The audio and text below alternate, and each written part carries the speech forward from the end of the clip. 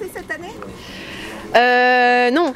Alors en fait je suis en train de préparer ma prochaine aventure qui, si tout se passe bien, aura lieu, enfin je souhaite partir en février 2013, donc quoi qu'il en soit courant 2013, donc là pour une aventure de 4 ans.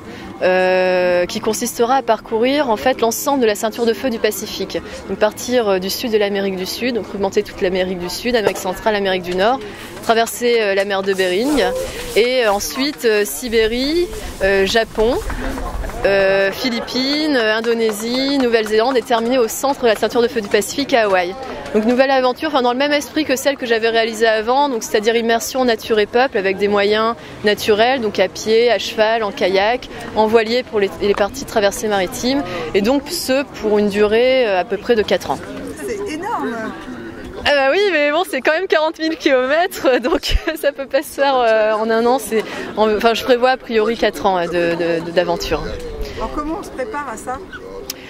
Eh ben, déjà on se prépare physiquement, mais ça c'est un entraînement du quotidien, donc la course pour se maintenir en bonne forme, parce que bon, j'aurai quand même en autonomie, donc un sac qui fera environ 20 kg, donc ce sera des milliers de kilomètres de marche, et après c'est une préparation par rapport à la logistique, donc savoir les chemins que je vais emprunter et surtout les peuples que je vais rencontrer, parce que moi c'est ce qui me tient à cœur, donc rencontrer les peuples qui vivent encore de façon traditionnelle, donc c'est faire un état des lieux sur où vivent ces peuples, donc, parce que c'est assez compliqué, ils vivent de façon isolée, et finalement après c'est un peu le principe de l'aventure, c'est qu'on a une ligne directrice.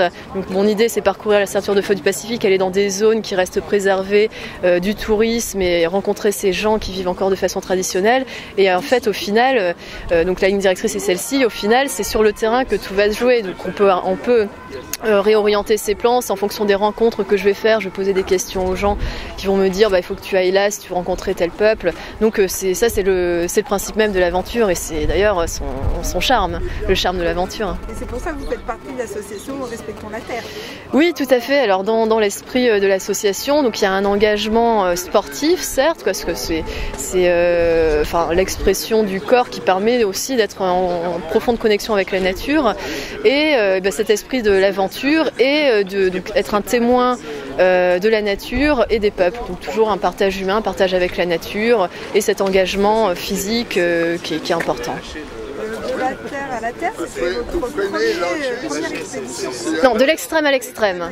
De l'extrême à l'extrême, en fait, pourquoi ce titre? Parce que j'ai relié l'extrême orient de la Sibérie, le Kamchatka, à l'extrême occident du continent américain, l'Alaska. Donc de l'extrême à l'extrême.